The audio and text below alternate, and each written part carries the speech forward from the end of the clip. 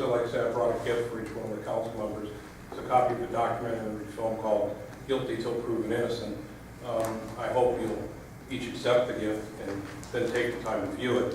It does provide some very interesting information on three specific legislation. That's all the illustrator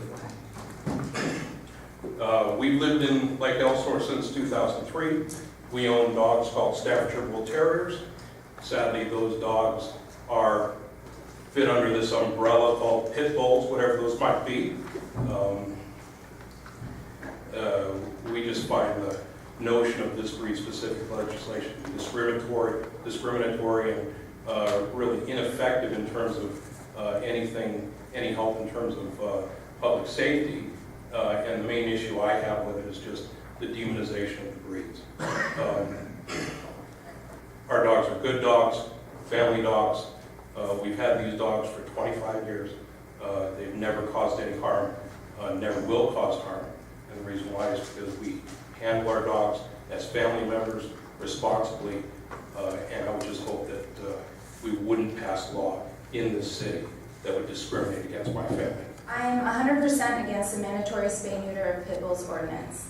I am very aware of the high intake of dogs at our local shelter, Animal Friends of the Valleys, being a local resident and business owner, as well as a dog and pit bull rescuer and animal advocate. With the help of many advocates, we have been able to educate the cities of Canyon Lake and Pasadena against the mandatory spay-neuter of pit bull-type dogs, as well as a dangerous dog ordinance in Orange County, California. I hope today that you'll review the information provided in the packet and decide as well, after educating yourself on the issues, that this is a huge mistake that will cost the city hundreds of thousands of dollars and result in more dogs murdered in our local shelter, not less. Here's a list of the national organizations that are opposed to mandatory spay-neuter of dogs, as well as breed-specific ordinances. The ASPCA, the American Veterinary Medical Association, the American Kennel Club, Best Friends Organization, No Kill Advocacy Center, and many, many more. The City of Dallas experienced a 22% increase in expenditures. The City of LA budget went from $6.7 million to $18 million after implementing mandatory spay-neuter. Little Rock, Arkansas killings increased 44%. In Kansas City, Missouri, they killed 76% more pit bulls. Why are these organizations against it? I provided you about 3 pages full of why, but the basic reason is that it doesn't reduce shelter intake, it increases it, and it kills more dogs, not less. And it also results in fewer licensed dogs. What is the answer then if mandatory spay-neuter is not it? The answer is low cost or free spay-neuter. A PetSmart charity study noted that only 34% of pets are unaltered. According to this research, the 3 most common reasons why people haven't altered their pet is that they don't know the right age to spay or neuter their dog, it's too expensive, and they haven't gotten around to it or they don't have time. So in other words, if you provide people with affordable options and make it convenient for them, they will alter their pets once they're old enough. No law is required. If you're truly concerned about public safety, there's something to realize about all dog bite or fatality situations. When reviewing the circumstances and not the breed, it always comes down to loose or stray dogs, chained or tethered, unsocialized dogs, and unsupervised children. We already have leash laws and dangerous dog laws, so continue enforcing these and maybe consider stricter punishments. The CDC says fatal attacks representation a small proportion of injuries to humans. Therefore, it should not be the primary factor in driving public policy concerning dangerous dogs. Many practical alternative to breed-specific ordinances exist and hold promise for prevention of all dog bites. As well as a final note, I contacted the Humane Society of the United States and their dog fighting organization. I have a national contact and a local contact. If dog fighting is truly the concern, let's address that. Thank you. My name is Sarah Cope. I founded Change of Heart Pit Bull Rescue in December 2009. Since then, I have rescued, rehabilitated, and placed over 200 pit bulls in loving homes. Pit bulls are not different. Human behavior does not change based on race, so why would anyone state that pit bulls have different behavior compared to other breeds? Dog training is universal to all breeds. All classes welcome all breeds, and rules do not change for pit bulls. Pit bulls are not dinosaurs. Dog behavior is dog behavior no matter which way you look at it. Unfortunately, when you have some knucklehead with 5 to 6 large dogs that are not trained, not well cared for, unaltered, living in a pack, inbreeding, they're unmanaged and abused, anyone who is familiar with dog behavior could tell you that that's a recipe for disaster. When this story hit the papers, it was not a surprise that the media played the poor owner routine. The man was a victim and the dogs, yet again, were villainized. Riverside County just passed a mandatory spay and neuter ordinance, and this was in an unincorporated area of Lake Elsinore, which is Riverside County's district. Their new mandatory spay and neuter law did not prevent the dogs from breeding or being abused or biting their owner. The man who clearly broke the law may have gotten a small fine while the dogs lost their lives for his irresponsible actions. We are seeing a trend with these attacks. The dog is always blamed and is always an outdoor dog, unsupervised, unaltered, or untrained. We recently rescued a dog that was involved in an incident and shot by police officers. The man, or so-called victim, has a long criminal record, happens to be homeless, and was walking around, and no one even knows how the dogs got out. What I do know is that the dog we rescued is fantastic and does great with people, and our vet staff love him. And every person he has met has nothing but positive things to say about his behavior. A dog reacts to its environment, and dogs bite for good reason. People need to be more responsible. That is the clear issue at hand. Educational programs, low-cost assistance, and easily accessible information needs to be made available to the communities. As our population grows, the number of dogs as pets is also growing. However, many pet owners are not experienced and they need help. This goes for all breeds. Recently, someone came to us with a question about their basset hound. They said she was growling and biting the vet when they were trying to cut her nails. The owner said she was alarmed because she didn't think basset hounds bit. She thought only pit bulls bit people. That's a comment we hear often, and that should be concerning to everyone, because all dogs can and will bite. Riverside County's latest dog attack on a 10-year-old girl was not a pit bull, and they did not prevent the attack from happening with their mandatory spay and neuter law. This is not a pit bull problem. All dog breeds get out, all dog breeds can bite, and all breeds can be aggressive. All owners need to be held accountable. No breed should be allowed to bite or harass people. It simply should not be tolerated, period. This is an all breed issue and an animal control issue. Animal control is unable to enforce most of the current laws due to a lack of resources. If the current laws could be enforced, a lot of the issues could be prevented. It is irresponsible to ignore the other breeds and point the finger at just one. Last year, 2 Weimar miners viciously went after a jogger. They were in quarantine at the Riverside County Animal Shelter. Misguiding the public about aggression by making this issue isolated towards pit bulls when the city and county know that they have other dogs coming into their shelter for biting is extremely irresponsible. We need to teach people that all breeds can bite. A dog is a dog bite. They all hurt and no one wants to be bit. My name is Monica Mestis. I'm part of FTA Spay, Spay and Neuter Advocacy Program here in the Lake Elsinore Temecula Valley.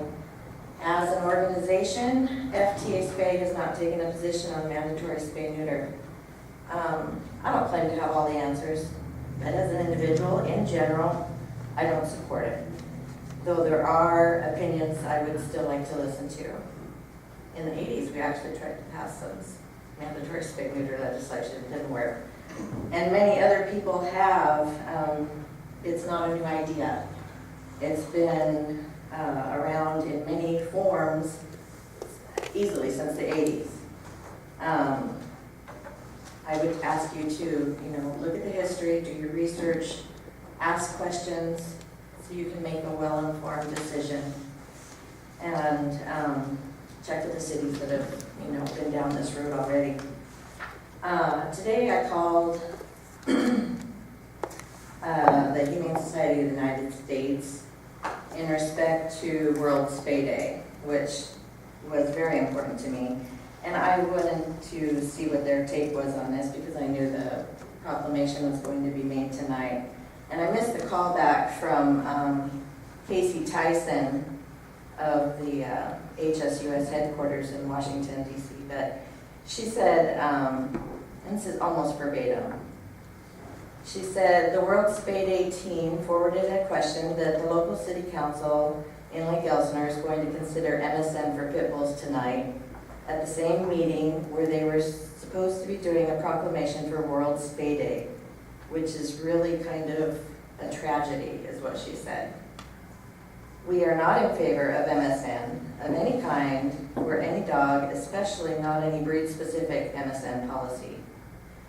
So, I don't know what to encourage you to do. I looked it up online, and I do think that this is an issue that continues to surface in your area. And I'm hoping that the successful efforts that have held it off in the past will continue through this evening, and that it will work out for you. And she encourages a call back, and I would encourage you to call her, and she said she'd be happy to talk at length on the subject. My biggest concern is that we, in general, have the same goals, and I don't want to see divisiveness. I'm trying to get to those goals. The solution to this problem, this long-standing problem, is affordable, spay neuter, accessible, and microchip. Thank you very much. Hi, my name is Josh. I have 3 dogs that are at some level mixed with pit bull, or referred to as being pit bull mixes. The phrase pit bull basically is a catch-all term used to attempt to describe this ever-expanding and extremely incoherent faction of the dog population. It's basically the most vague, inconsistent, and subjective term that exists in the realm of animal welfare, in my opinion. I also kind of resent the term unwanted pit bulls, and I'll tell you why. It's really depressing to see different people in times like this putting the blame onto the public for not adopting pit bulls, when in reality it's the many shelters, elected officials, and members of the media who have in lockstep made pit bull adoption undesirable by their constant fear-mongering and endless unenforceable regulations that continue begetting shelter killing. Robert Miller, the director of Riverside County Shelters and crafter of the ordinance that I believe yours is a carbon copy of, keeps the majority of his impounded pit bulls in 3 different buildings that are off limits to the public. The public never sees these dogs. After their whole time is up, they're ultimately killed like they never existed, and then Mr. Miller wants to come out and talk about low adoption numbers and use that to basically justify breed-specific legislation, which is completely disingenuous. Animal Friends of the Valleys, one of your biggest shelters, uses a laundry list of unjust regulations before they ever adopt out any dog that they deem to be a pit bull. An interview given by the executive director, meeting the entire family, a home check, proof of liability insurance, which isn't even legal, no other animals, and no kids under 12 years old. If you fail any of these categories, your adoption is denied. That's in-house breed prejudice. People want to talk about attacks. Well, roaming dogs, chained and tethered yard dogs, and the non-supervision of children are consistently the common denominators in almost every single dog-related mauling or fatality you can even reference.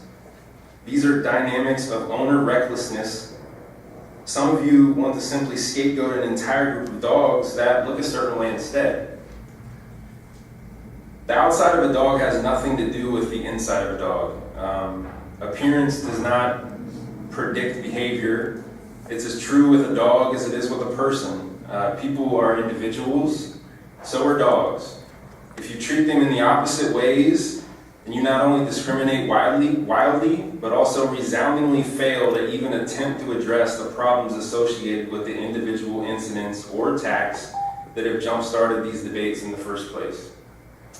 I sincerely hope that you'll reconsider this ordinance, because pit bulls are not bad dogs. First, I've owned and showed pit bulls and staffs for years, AKC, UKC. I have 3 UKC dog clubs and an AKC dog club also.